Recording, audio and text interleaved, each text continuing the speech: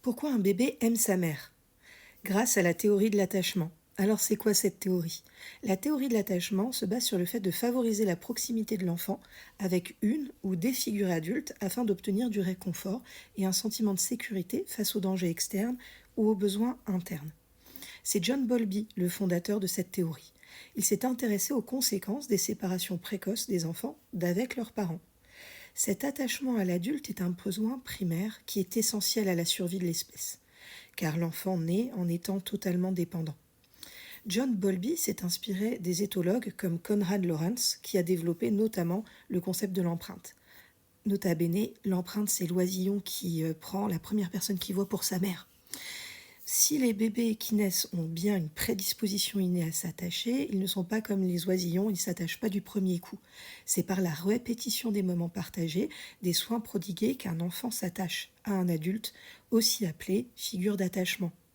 Pour devenir la figure d'attachement d'un enfant, il faut 3 choses. Accomplir des soins physiques et émotionnels, une présence importante et régulière, un investissement émotionnel.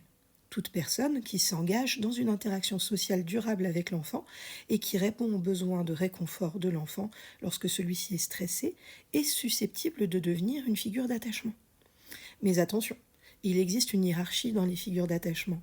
L'enfant doit logiquement être plus attaché à sa mère qu'à l'une des animatrices de la crèche, et c'est bien normal. Cet attachement permet au bébé de se protéger. Ainsi, si des conditions indiquent un danger ou génèrent un stress pour l'enfant, le système s'active. Et pour se rassurer et se protéger, l'enfant va se rapprocher de sa figure d'attachement afin d'obtenir réconfort et protection.